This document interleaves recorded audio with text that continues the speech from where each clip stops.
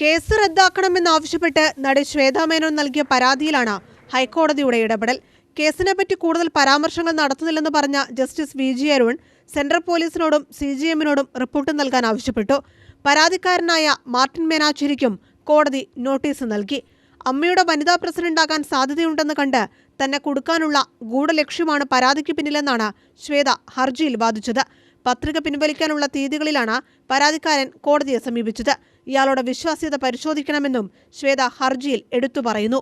അശ്ലീല ചിത്രങ്ങളിൽ അഭിനയിച്ച് പണം സമ്പാദിച്ചെന്ന വിചിത്രമായ പരാതിയായിരുന്നു ശ്വേതയ്ക്കെതിരെ എറണാകുളം സ്വദേശിയായ മാർട്ടിൻ മേനാച്ചേരി പോലീസിൽ നൽകിയത്. എറണാകുളം ചീഫ് ജുഡീഷ്യൽ മജിസ്ട്രേറ്റ് കോടതിയുടെ നിർദ്ദേശപ്രകാരം പോലീസ് കേസെടുക്കുകയായിരുന്നു. ശ്വേതാ മേനോൻ അഭിനയിച്ച മലയാള ചിത്രങ്ങളും ഗർഭനിരോധന ഉറയുടെ പരസ്യവുമാണ് പരാതിക്കാരൻ ഇതിനായി ചൂണ്ടിക്കാണിച്ചത്. പ്രസിഡന്റ് സ്ഥാനത്തേക്ക് ശ്വേത മത്സരിക്കുന്നതിനിടെ വന്ന പരാതിയെ അതിരൂക്ഷമായി വിമർശിച്ച മത്സരരംഗത്തുള്ള നടൻ ദേവനും രവീന്ദ്രനും രംഗത്തെത്തി. FIR കേട്ടപ്പോൾ എനിക്കൊരു ബുൾഷിറ്റ് ആയിട്ട് തോന്നി. ഒന്നുമില്ല അതിനകത്ത്. കാരണം എന്തെങ്കിലും ഒരു അലിഗേഷൻ ആരെങ്കിലും കൊണ്ടുവരണമെങ്കിൽ ഞാനിതിനെ കാണുന്നത് എന്താണെന്ന് വെച്ചാൽ ശ്വേതാ മേനോൻ ഇപ്പോൾ അമ്മയുടെ പ്രസിഡന്റ് സ്ഥാനത്തേക്ക് മത്സരിക്കുന്ന ഒരു സ്ഥാനാർത്ഥിയാണ്. എനിക്ക് തോന്നുന്നത് അതിനെ ഉദ്ദേശിച്ചിട്ടാണോ എനിക്കറിയില്ല എന്തെന്താണ്. കേസിന് പിന്നിൽ ഗൂഢാലോചനയുണ്ടെന്ന് രവീന്ദ്രൻ പറഞ്ഞു. ഒരു ദൗർഭാഗ്യകരമായ ഒരു സംഭവമാണ് ഇപ്പോൾ നടന്നിരിക്കുന്നത്. കാരണം ആർക്കും വന്ന് കൊട്ടാൻ പറ്റുന്ന ഒരു ചെണ്ടയല്ല നമ്മൾ ആക്ടേഴ്സ് അല്ലേ.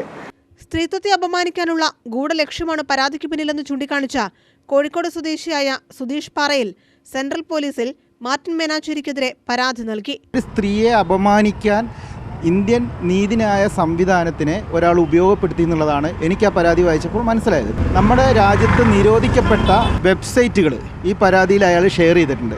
അതുകൂടാതെ ആ പരാതിയിൽ തന്നെ അയാൾ പറഞ്ഞിട്ടുണ്ട് പ്രായപൂർത്തിയാകാത്ത കുട്ടികളുടെ വീഡിയോ അയാൾ കണ്ടു എന്ന്. ഈ പ്രായപൂർത്തിയാകാത്ത കുട്ടികളുടെ വീഡിയോ കണ്ടു എന്ന് പറയുന്നത് നമ്മുടെ നിയമപ്രകാരം തെറ്റാണ്.